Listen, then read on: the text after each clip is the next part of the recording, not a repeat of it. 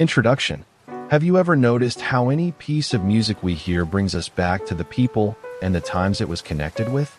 Sometimes even a small fragment of a melody accidentally drifting out of a passing car is enough for all the sensations, smells, and the entire world of the place where you first heard it and lived through something with that music to return instantly.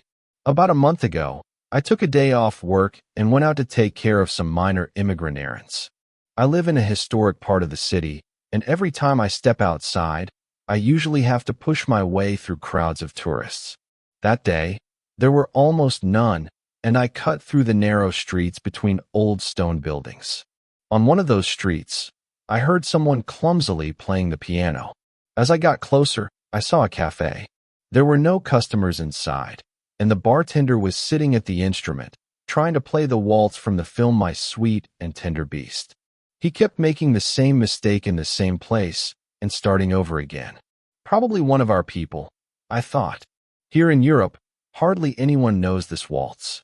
But something about his repetitions caught at me and threw me off balance.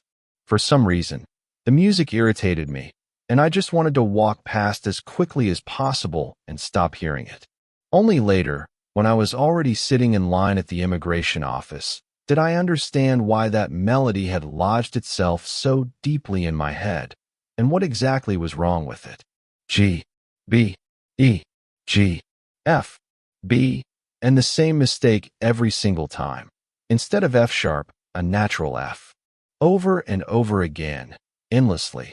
That was how Anfisa used to play this melody. I suddenly remembered, just as clumsily, with the same heavy emphasis on each of the 3 beats in the bar. 7 or 8 years must have passed since then. But there, sitting in line among Indians, Mexicans, and Ukrainians, I remembered everything so clearly, so vividly, as if I had found myself back there again, in the north. The frosty air. The men's cologne by Antonio Banderas that I used back then. Fear, guilt, confusion. My apartment. Cheap cognac with cola and lemon. People. All of it rose up before me, at once completely real and yet somehow distant, as if it existed somewhere far away in a parallel universe. Anfisa Grigoryevna. She came to my place wearing some strange yellow-green pants and carrying a pink gym bag. I went to the swimming pool again today. Pretty cool, right? Inside the bag there was champagne and grapes. She always came to my almost empty one-room apartment, which I had been given as a work apartment when I started teaching at a music school. I was 22 at the time. Half a year earlier, after graduating from an arts college, I had come here, to a completely unfamiliar small town in the far north. It wasn't really a town, more like an urban settlement. At that time it had about 6,000 residents and consisted mostly of a few long streets lined with old, 2-story wooden apartment buildings, each with several stairwells. You could get there either by boat in summer or by driving over the ice in winter.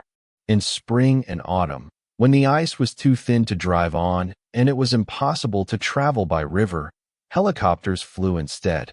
It felt as if you were living on an island, even though civilization had reached the place almost in full. She was 36 then. She was, in general, a beautiful young woman. It's hard for me to describe her face and appearance in detail. I've never been good at describing people. At that time, her hair was its natural chestnut color, although soon after she dyed it blonde, and now, as I write this, that is the image I see in my mind. Slightly above average height. Slim, but not too thin. All her movements were soft and smooth, like those of a house cat. For the most part, she looked around 30 or 32. Only small, barely noticeable wrinkles at the corners of her eyes gave away her age. She was a beautiful, charming, healthy young woman. She was intelligent, about as intelligent as a person can be who studied at a university in a big city in her youth, then returned home and worked for the Ministry of Culture in a small town cut off from the rest of the world. There is a certain type of woman in Russia, girls, if you like, who drink champagne with their girlfriends after work. They sit in offices with neat manicures, white blouses and black skirts, issuing income certificates and other paperwork. Please don't confuse these girls with bitter, life-worn office women over 40, with their uniquely rude, abrasive manner of speaking. Over time, many of the former turn into the latter, but that's a completely different story. So let's not ruin the image I've been trying so hard to convey, and let's return to my guest. Anfisa Grigoryevna, that was my guest's name. Her cheeks flushed from the cold, handed me her jacket. I put it on the couch, since I didn't have a coat rack, and she walked into the room. Beautiful and fresh, she didn't fit this setting at all. The room, shaped like an L, had an old brown fabric couch right by the entrance, a Czechoslovak wall unit with overhead cabinets, and an old upright piano that my neighbors had thrown away and I had dragged home. Around the corner stood a single bed and 2 brown metal chairs with worn leather seats. That evening, as usual, our conversation consisted of her praising me. What a great young teacher I was, how much the children and their parents loved me, and various bits of gossip about who had said what about me. A new person in a town this small, especially a teacher, always becomes the subject of rumors, speculation, and endless talk.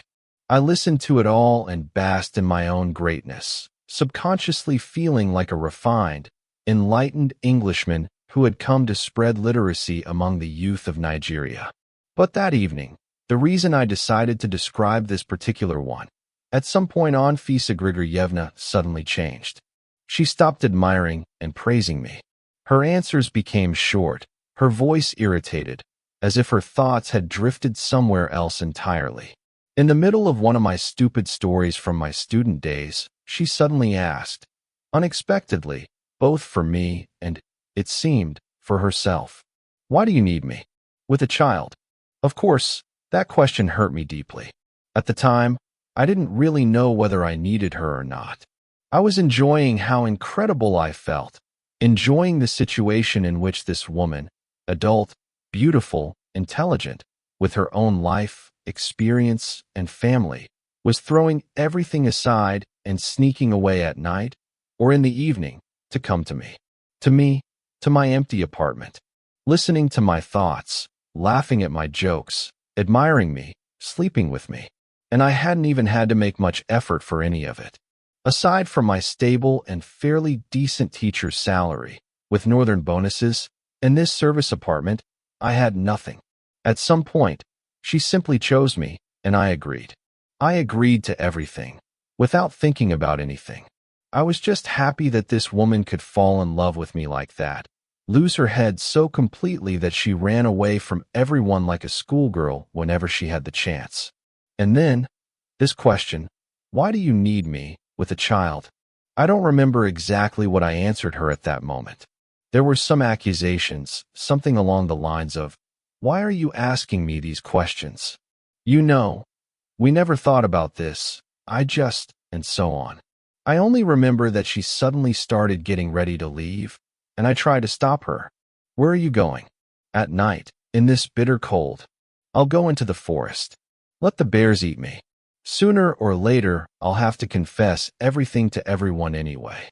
I understood perfectly well who that everyone was and what everything meant. Of course, I was afraid of her husband, who wasn't in town at the time. I had seen him once. He had picked her up from work in a black SUV, bald, wearing camouflage pants. Even now, after all this time, and even though I'm in another country, I still remember that black Toyota Pajero with the license plate number 443. But we'll come back to him later. At that moment, I was asking, almost begging, her to stay and not go anywhere. She was silent, looking past me, as if she didn't hear me at all. With a tear-streaked face and her jacket still on, she wandered chaotically around the apartment. Her movements became sharp and illogical, as if she had just experienced the greatest shame of her life and needed to run. Run from here, anywhere, for any reason, just to get out of this damned apartment right now. Every man has felt this stupor, this confusion and guilt, the first time he faces a woman he is deeply hurt. There is only one way out of it, begging and asking for forgiveness, begging and apologizing until, in her righteous anger, she finally strikes back, until she finds that one phrase, that most painful spot to hit, so precisely and so painfully that he stops apologizing and begins to feel morally justified in taking offense himself and waiting for apologies in return. A smart man notices this moment and uses it to stop the fight. Sometimes he even deliberately exposes his most painful spot to end the woman's pain and anger.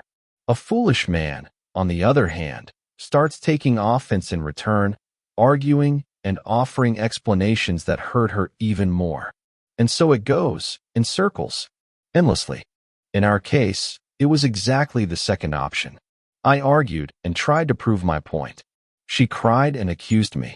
It went on until late at night, until I fell asleep, fully dressed, on top of the blanket.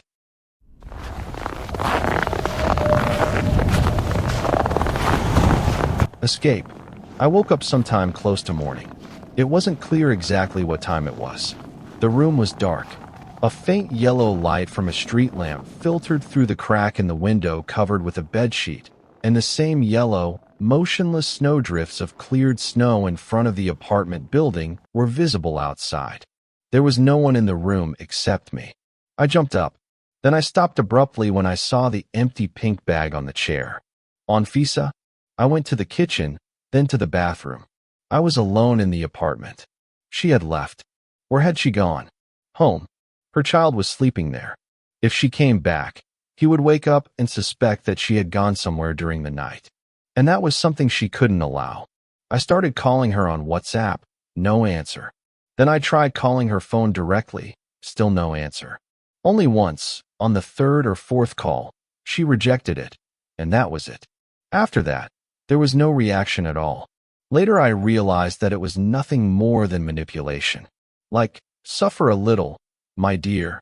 Know that I can see your calls, or maybe I can't. Or maybe something happened to me. Or maybe I really lost my temper and went into the forest. I made a few more calls, got dressed quickly, and went outside. Where should I go? Where should I look for her? Going to her place and knocking on the door would be the height of stupidity. I'd only wake her teenage son, and the neighbors might see me. I went out onto the main street. The settlement was asleep.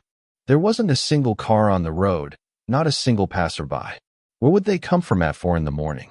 I started calling her again, more insistently, on WhatsApp, then regular calls, WhatsApp, regular calls, without stopping.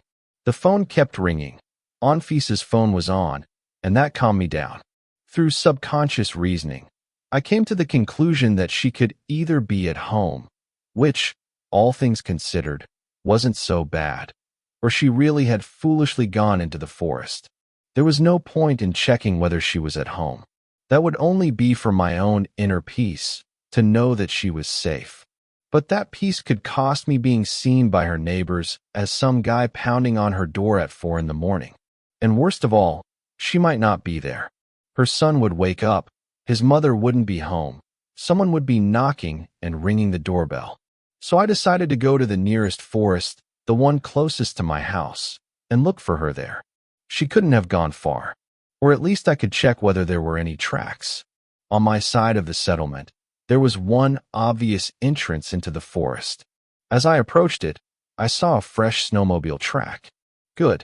That meant someone had recently driven into or out of the forest and left this fresh tread mark, where human footprints would be clearly visible.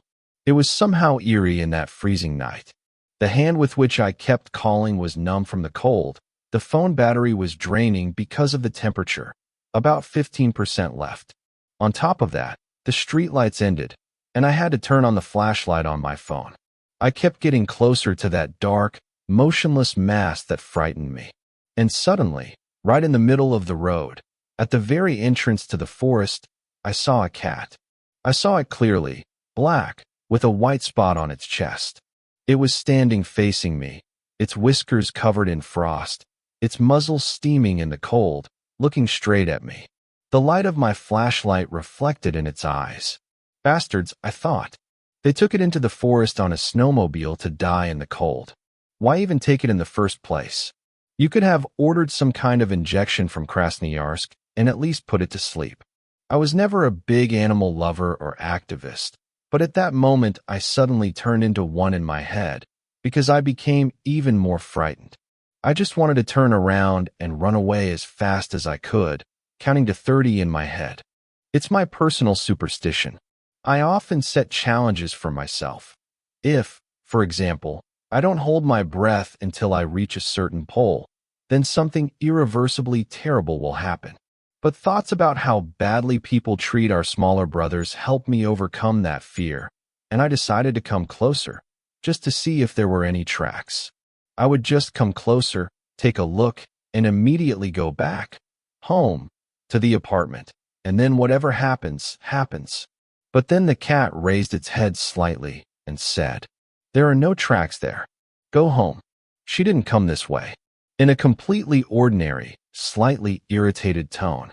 If I had actually met a talking cat at that moment, my already fear-cracked mind would have shattered completely, and there would be one less young, promising piano teacher in the world. As you can tell, since I'm here, alive, sitting and writing this, there was no cat there, and there couldn't have been. And I'm not going to play Bulgakov either. I just really wanted to insert something phantasmagorical here. In reality, everything was much more trivial, as most things in our lives are. When I got closer to the forest, I saw that the snowmobile track turned and continued along the edge of the forest, separating the settlement from the forest like a road. And the road that led into the forest was well worn, with many tracks from cars, snowmobiles, and boots. For me, of course, there immediately appeared some small tracks that could have been left by women's UGG boots. And I followed them along that road. It was very scary, as if someone was constantly either behind me or ahead of me. It would have been better if I had met that cat who would have told me to go home, and I wouldn't have had to go through all of this. I completely forgot about my phone battery dying and just kept calling, listening carefully to see if I could hear her phone ringing somewhere, and slowly kept walking deeper and deeper into the forest. Then I saw that the phone froze in the middle of a call. The screen went dark. For a while, the ringing tones continued and the flashlight stayed on. Then there was a short vibration, and I was left in complete darkness. Only the outlines of the trees on the sides were visible, and the faint silhouette of the road. It was as if I woke up. A terror seized me, similar only to the one I felt as a child after my older brother told me a scary story about a man who comes into children's rooms at night and kills them with his fingernail. I would wake up screaming at the top of my lungs, and then my parents would spend half the night trying to calm me down, telling me that God exists and that if I prayed, He would drive away all evil spirits. This time, the fear was probably even stronger. The one who seemed to have always been walking behind me, or waiting ahead, seemed to come even closer. I snapped and ran back the way I had come. I wasn't afraid of bears or wolves. I didn't even know for sure whether wolves lived here. Subconsciously, I also remembered that bears sleep in winter, and only in rare cases. A bear that didn't eat enough in the fall or didn't fall asleep, a so-called chaton, might, in such bitter cold, wander into the settlement in search of food, fleeing starvation. Even less at that moment did I think about Anfisa Grigoryevna. I was running, driven by a fear and horror I couldn't understand, caused by the sudden loss of my phone. It was as if I had lost the entire world along with it, along with any sense of protection and safety. I was running alone, among what seemed to me like spirits and demons of evil, chasing me, almost grabbing at the hood of my jacket. That's how I ran to the end of the forest, ran into the settlement. The streetlights began. It became a little calmer, but I kept running without stopping, like Forrest Gump. With a crazed look and a dead phone in one hand, I was running away from someone who was chasing me out of the forest. I hope no one saw me at that moment, because now, analyzing it, the time was probably around 5 in the morning, and at that hour everyone is usually asleep. Only closer to dawn, which at that time of year in the far north begins around 8 in the morning, do people slowly start coming out of their homes, and by 9 or 10 they head to work. That's how I ran all the way home. Just as quickly, I ran into the building, thinking only of getting into the apartment, locking all the doors, and charging my phone. In the stairwell, right in front of my door, stood Anfisa. Without a hat, in her light padded jacket, her straightened blonde hair falling just below her shoulders, she stood there holding her phone in her hands. "Are you out of your mind? Where have you been? Why can't I reach you? I was looking for you in the forest. I thought bears had eaten you. Why weren't you answering? Where were you?" I went behind the building to cry. All I remember is that after that I went inside and went to sleep, and Anfisa left for home around 7 in the morning and told me to lock the door after she left. Oleg. This happened roughly 3 months after the event I described earlier. That morning, Anfisa Grigoryevna left the house as usual at 8:30 a.m. It was an early, sunny northern spring. Overnight, the snow that had begun to melt the day before had frozen again, and walking to work made no sense. Fortunately, the taxi service in this small town worked perfectly. For 100 rubles you could get to any point in town. She was in a wonderful mood, the kind that sometimes comes to people who are buried under everyday problems and see no way out of them in the near future. She wasn't thinking about anything at all. She was simply enjoying the sunshine, her beautiful outfit, her high heels, and the morning coffee with the girls at work. By then, everyone already knew about her affair with the young pianist. The first wave of gossip had passed. Everything had been discussed, dissected, and unanimously concluded. We all love Anfisa. Anfisa is a good person, and we want her to be happy. And she was happy.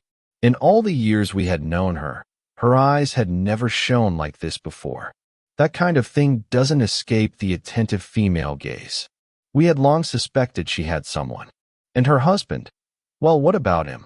They had lived together for 15 years and never even gotten married. They could at least have gone to the registry office and signed the papers, even without a wedding, especially since they had a child. How much longer would he keep cheating on her during his business trips? And that time when we were sitting at Ekaterina Vitalyevna's place, the way he walked in, silently, through the hallway, straight into the kitchen of someone else's apartment, grabbed her roughly by the arm, and dragged her out to the car. Why couldn't she just sit and drink champagne peacefully for one evening? He beats her. He must beat her. She just never admits it. How much longer would she keep serving him? Washing his clothes, cooking, raising their son. And what does he do? For the past 2 months, he hasn't even been sending money for the mortgage, which is in her name, and she's been paying it herself. No, she definitely deserved better. The new pianist didn't particularly interest us. An ordinary, unremarkable boy, as people in those circles would say. But he was always polite, tactful, neatly dressed, and the children loved him. Anfisa changed so much that sometimes, early in the morning when the school was still empty, the first students didn't arrive until afternoon, she would take an empty classroom and go play the piano. Once, about 20 years earlier, after many arguments with her mother, she had barely finished that very same music school, only back then it was in an old wooden building. After her final exams, Anfisa put her diploma away and was overjoyed that she would never again have to play the two-voice invention she had hated with all her heart. Later, when fate brought her back to work here, in the new building, with its bright sunny offices and decent northern salary, she even became friends with her former teacher, now a sweet elderly dandelion of a woman, who once had struck terror into all her students. During her morning piano sessions, Anfisa Grigoryevna always tried to play the same waltz by Doga from the film My Sweet and Tender Beast. She didn't play it very well.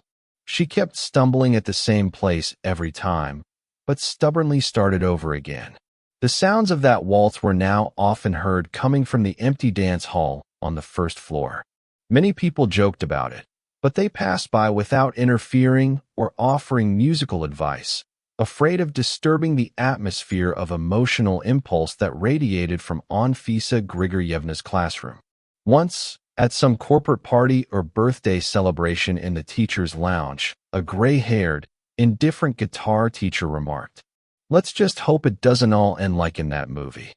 "How is that, like in that movie?" asked his young, beautiful, pregnant wife, who also worked at the school as a choir teacher. "Watch the film more carefully, Ekaterina Vitalyevna," he replied in an official tone, the kind usually reserved for colleagues or strangers, and changed the subject. That evening, Anfisa Grigoryevna rewatched the film, in which the main character kills his beloved out of jealousy, and thought it was complete nonsense. "He wouldn't kill me. And what?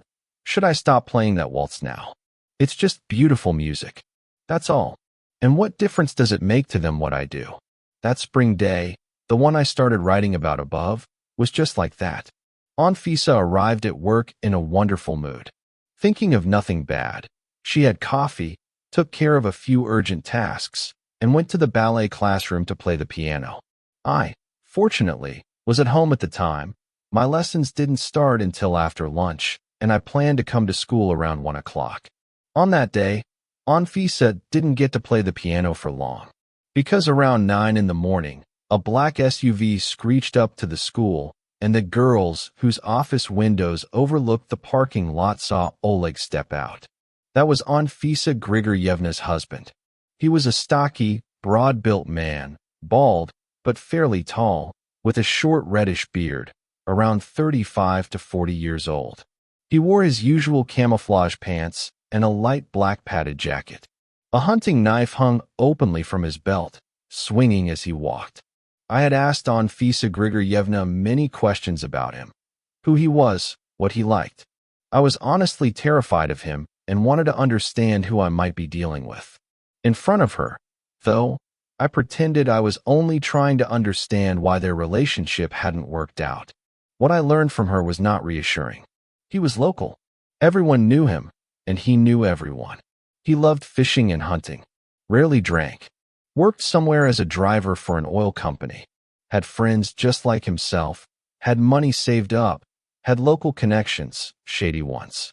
In short, he was a perfectly ordinary Siberian man, strong, healthy, powerful, a man of honor, a man of action, partly a man of criminal codes. As for beating his wife or cheating on her, for some reason that was never discussed in those male circles. Occasionally someone would voice the opinion that women sometimes provoke it themselves, practically beg for a good slap, and they won't calm down until they get one. But afterward, for a year or two, they become obedient as lambs. And besides, we love women. Without them, we're nobody. He was the absolute opposite of me. Men like him usually look at people like me either as losers or as idiot intellectuals. Oleg walked quickly into the school. The security guard, Aunt Raya, saw Oleg, and especially the knife hanging from his belt, and became so frightened and confused that she didn't press the panic button. There was no reason yet. Everyone knew him. Why call security when a husband had come to see one of the employees? "Hi, Oleg. You're back already? How's the winter road? Has it melted yet? Are cars still getting through?" Oleg didn't react. He walked straight to her office. As it later turned out, he had learned something about us. Most likely one of his acquaintances told him. Anfisa had introduced me to him once at a local bar, and we spent the whole evening chatting pleasantly. Whether she did it on purpose, and why I went there with her at all, I have no answer except to admit my own stupidity and recklessness. Oleg, having heard this information, didn't hesitate. Without waiting for the winter road to close, he got into his car immediately and managed to cross on the last of the ice. Now, standing in the ballet classroom, he pulled himself together, looked around, remembered the cameras everywhere, and the children. "Get in the car. We're going home." "What happened? You're already back?" "The director will be here soon. I'll ask for permission. Get in the car." I said we're going home. He repeated it more firmly, holding back his irritation. Hearing that tone, she obeyed. She stood up from the piano and quietly walked out through the door Oleg opened for her. Passing the security desk, she wanted to go back into the office to get her things and her jacket, but Oleg noticed and calmly confidently said, "Come on, let's go," and let her walk ahead toward the exit. He himself went back into her office, took her handbag and the phone lying on her desk. Why did she obey him then? Why did she so meekly do everything he told her? In the middle of a workday, without any explanation, he arrived and told her to get up and go home. Where did that obedience come from? She understood from the very first second why he was there. Was she afraid of him? Afraid of a scandal at work? Or was it that blind obedience of a woman who, under stress, instinctively submits to the stronger sex in order to survive? She herself would never have been able to answer that question. Why couldn't she say what happened? Why are you here? I'm not going anywhere. I'm at work. What's so urgent? At least let me change my shoes and take my phone. But none of that happened. Obediently, in high heels and a light blouse, without her belongings and without her phone, she stepped out into the spring frost, carefully walked down the icy steps, crossed the sunlit, frozen parking lot, and got into the car. Hide and seek. That day, as usual, I was still asleep in my apartment. My daily schedule back then was completely broken. I stayed up late into the night studying German. Flashcards with words were taped all over my place. I read articles online, talked to people on forums about how to get a visa and leave to study abroad. For the first time, I had a little bit of money, and I was slowly taking my first steps toward fulfilling a dream I'd had since my student years, to emigrate to Europe someday. Or else I simply binge-watched all the TV series I'd missed throughout my life because I was raised in a very religious family, which meant no television and no internet at home. Around 4 or 5 in the morning, I would finally fall asleep, and only around noon or 1 in the afternoon would I wake up, make coffee, get ready, and head to my first lesson, which usually started at 2:15 p.m. After classes, I stayed behind in the empty school to practice my instrument so as not to lose my form, and around 9 or 10 in the evening I returned home. This time was no different.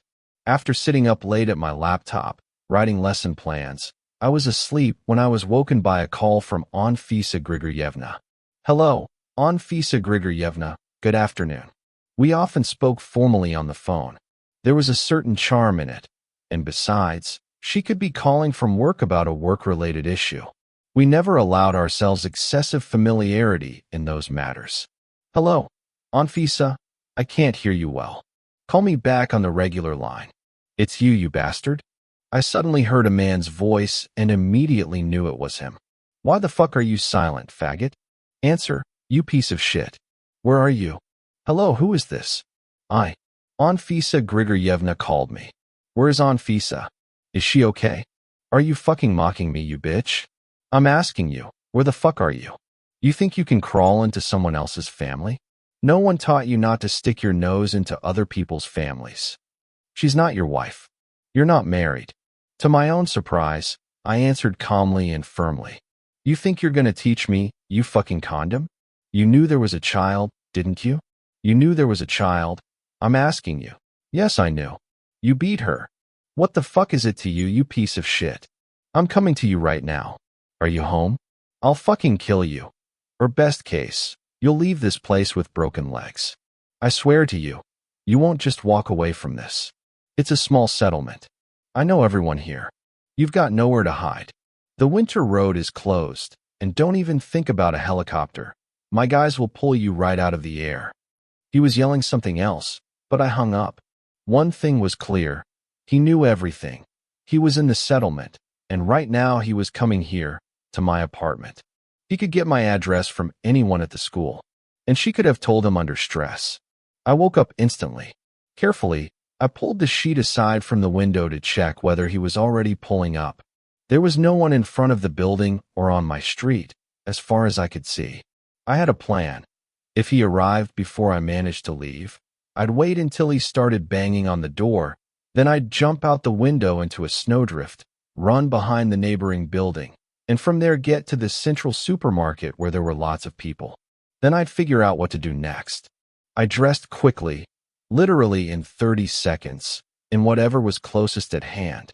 I grabbed a light spring jacket. I didn't waste time on shoes and slipped on rubber flip-flops. I glanced out the window one more time, and, without washing up, without a hat, in flip-flops, I ran outside. I locked the apartment behind me anyway, even though I knew Anfisa had a spare key. Without hesitation, I ran across a melting snowbank toward the building opposite, and it was the right call. As soon as I got behind the building, I heard a car approaching. The scariest thing was that he might notice my footprints in the snow and immediately chase after me. So I waited around the corner for a moment, and once I was sure it was him, I ran the same way across snowbanks to the next street. Suddenly, the phone rang, loudly and sharply. I flinched. It was Anfisa Grigoryevna. Automatically, stupidly, I answered. Hello. At once I realized what an idiot I was for not turning the phone off, and for answering at all. He could have ditched the car and followed my tracks. He could easily hear me. But from the echo on the line, I understood that he was in my building, and I calmed down a little. Open the door. I know you're here. Come out, let's talk. Don't be afraid. I hung up and put the phone on silent. Let him think I was still in the apartment. Let him keep pounding on the door. Even if he broke it down, it would be a reason to call the police. Meanwhile, I'd hide somewhere non-obvious. I frantically went through my options, moving through back alleys, carefully peeking around buildings to see whether he was driving around or searching for me. What also bothered me was that I was about to reach the center of town, walking barefoot in flip-flops through the snow. I could pretend I'd just stepped out for cigarettes or bread, but if I ran into someone I knew, it would be hard to explain why I looked like a lunatic, disheveled, hatless, in slippers, all the way in the center in this still cold spring weather. Overcoming the shame, I stepped onto the main street and, without looking around, walked quickly, almost ran, into the supermarket. Luckily, there were hardly any customers. I exhaled. At least there were cameras and people here. He'd think twice before dragging me into a car in front of everyone. I already knew the local customs well enough. I'd heard stories about how visiting workers ended up in intensive care, beaten so badly there was almost nothing left of them. Of course, the perpetrators were usually found. Some bought their way out with money raised by relatives taking on million-ruble loans. Others were sent away for long sentences to places not so far from here. But what did I care whether they'd find him later or not if I'd have to live the rest of my life disabled, or worse? It was terrifying even to think about. Those thoughts came later, when I was relatively safe. What did it matter whether I was a coward or not? What difference did it make how acquaintances might see me, or what my colleagues might think? He would kill, serve time, and get out. I wouldn't. I wouldn't be getting out anywhere. I'd also heard, though I wasn't completely sure of the truth of these stories, that people simply disappeared. They'd get into someone's car, drive to the river, and that was it. A hole in the ice, and who would ever find them? By the next day, everything would freeze over. Snow would cover the tracks. Maybe they'd find him later. Maybe they'd prove his guilt. Maybe he'd even repent and regret it for the rest of his life. But what would that matter to me? I understood one thing. This man, in this situation, was capable of anything. So I kept running through options in my head about whom I could ask for help, while wandering between supermarket shelves, pretending to look for lactose-free cheese, carefully reading the ingredients on every package. I don't know why lactose-free cheese, probably because it's something hard to find, which justified my aimless pacing without raising suspicion. And it was precisely that thought that led me to Kostya. Kostya was lactose intolerant. That's why I remembered him. He was also the husband of one of the teachers at our school, who had been on maternity leave for about a year. A perfect option, a young couple I barely knew. No one, not even acquaintances, would think I was with them, especially since it was a home with 2 small children. If anyone tried to break in, they could immediately call the police. Kostya was a young guy who'd followed his wife north. He had a sense of humor and a slightly rough, down-to-earth style. He studied at the local college. Once, he and his classmates had helped me haul a piano into my apartment. Kostya was a solid guy. He'd understand. Even though I'd only seen him a couple of times in my life, for some reason I trusted him. Without overthinking, I found the school's phone number online and called. School of Arts, hello. The secretary answered, the one who sat near Anfisa Grigoryevna. I introduced myself. I have a request. Could you check the personnel files for the phone number of Konstantin, Anna Igorevna's husband, or their address? I want to stop by and pick up textbooks from Anna Igorevna for the groups I'm covering for her in music literature, but I can't reach her. Even as I spoke, I realized I was talking nonsense. And why was I even telling anyone where I was going? Hello, everyone here is worried about you. Where is Anfisa Grigoryevna? Is she okay? The secretary began speaking rapidly, ignoring my question. Please check the personnel files for Konstantin's phone number and address. I said it sharply, barely holding back irritation. This time she understood and quickly found the information. I asked her not to worry, said everything was fine and everyone was safe, but that it would be better not to tell anyone I'd called. I said Anfisa Grigoryevna's safety depended on it and that I'd be at work soon. After hanging up, I immediately called Kostya, explained the situation in a few sentences, and instantly heard him invite me over so we could talk and decide what to do at his place. I went to the checkout, bought whatever cheese I happened to be holding, and left the store. Taking roundabout routes, scrutinizing every person who approached me, flinching at every passing car, I reached the building I needed. Sitting in the kitchen at Kostya and Emma Igorevna's place, we collectively decided that we needed to call Anfisa Grigoryevna's phone. We called from different numbers, but no one answered. Finally, I worked up the nerve to call from mine. Oleg answered. Are you immortal, or what? Why the hell are you calling here? Where's Anfisa? Is she okay? Are you stupid? Didn't you understand anything? That's it. Forget this number. There is no Anfisa. Where the hell are you anyway? I need to know that Anfisa will be okay. She's not guilty of anything. Don't touch her. More threats and shouting followed, similar to the previous call. I didn't listen and hung up. I didn't really understand what I was supposed to do at that point. Call the police? Where and for what? Even with the recording, would anyone bother?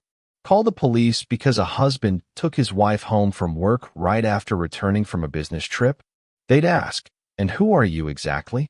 A colleague? Why do you care? Even if police came to their address, would Anfisa file a complaint against her husband? Against her child's father? Did she need an even bigger scandal? Go there myself? With Kostya? What for? Just to get beaten by local thugs, at best. In the end, I decided I had to go to work and figure out what to do from there. My classes were starting in 3 hours, and I absolutely didn't want to cancel them. At my colleague's place, I took a shower, more or less pulled myself together, borrowed a shirt and shoes from Kostya. Luckily, his size was almost the same as mine, and called a taxi to work. At work, Anfisa was there. I didn't expect to see her at all, and was completely confused. Outwardly, it looked like nothing had happened, but if you looked closely, she seemed lost. Where were you? I thought he'd found you. I'm sorry, I had to tell him your address. I didn't attach much importance to those words and immediately led her down to the basement. Our school had a huge basement, an entire floor of rooms, showers, costume workshops. There were no classrooms there only because there were no fire exits. There was also a small former gym that we'd turned into an improvised smoking room. After concerts or trips, we often gathered there to talk and drink a bottle of champagne. It was in that basement that Anfisa told me what had happened to her. I ran away. Like an idiot, I climbed out through the window and tore my skirt. I don't know if anyone saw me. Such humiliation. I thought he'd already found you. He locked me in the apartment, took my phone and all the keys. Where were you? And what is that strange shirt you're wearing? I borrowed it from Kostya. Which Kostya? Anna Vladimirovna's husband.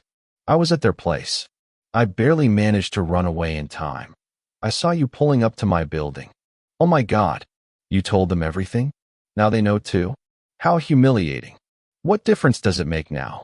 Why didn't you call me when you got to school? I was worried. I didn't know what to think. I had just arrived. I only managed to call my sister, and then you showed up. So he went to your apartment. Yes. I barely escaped.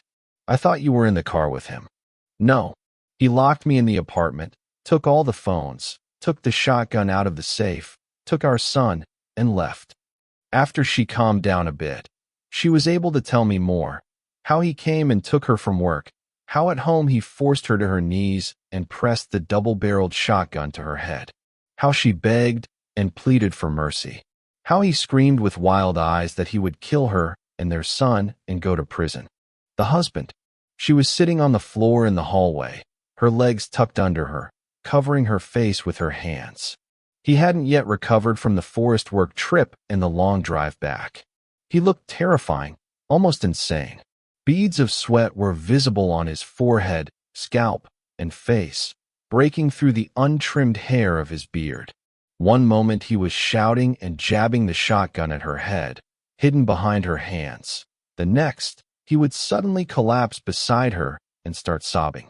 He cried uncontrollably, kissed her knees and hands, begged her forgiveness for everything, promised he would change. He said it was nothing for him to pay the mortgage himself, that he would never behave like this again, that everything would be different now, that he would buy her anything she wanted, that they would go on vacation. Today they would buy the tickets and fly away together with their son. Then he would suddenly fall silent and reach for the shotgun again. At one point, as if exhausted, he stood up without a word. In a calm, almost kindly voice, he called their frightened son out of the room and told him to get dressed. While the boy was getting ready, he walked through the apartment, collected every phone and every set of keys he could find, carried the shotgun out to the car, then returned to the apartment. He took his son, locked the doors with every lock, and drove away.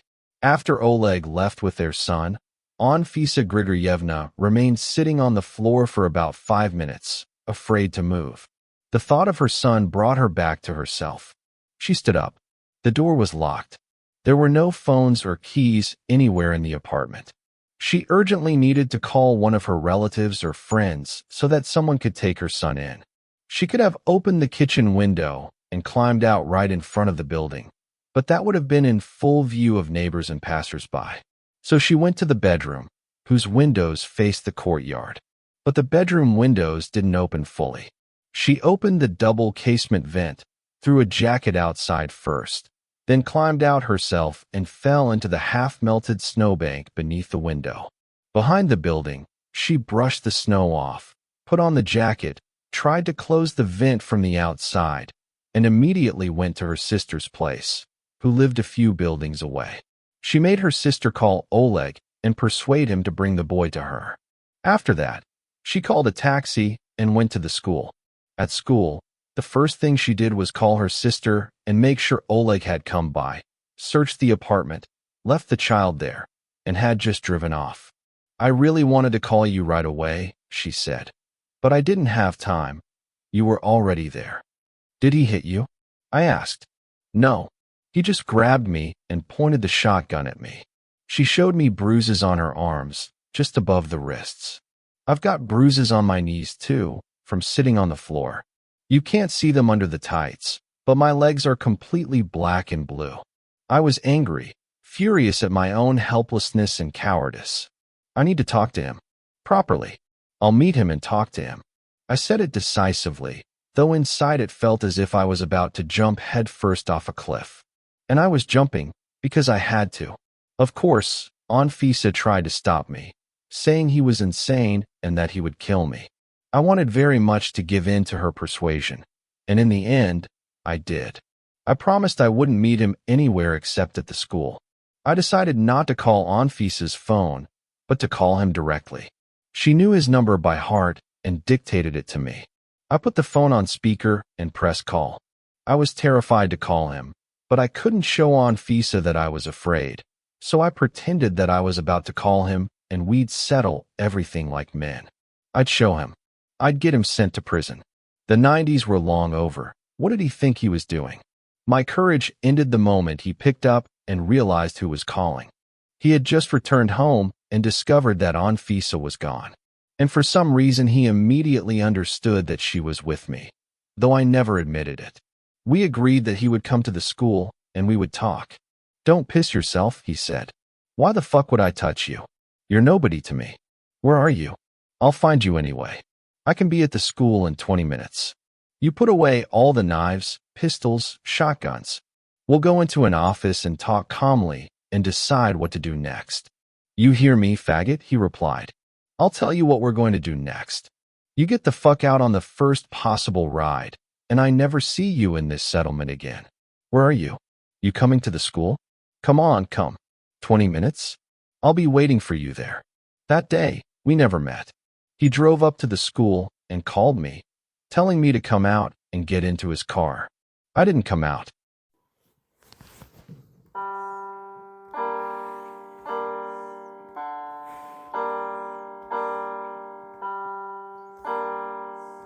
Finale.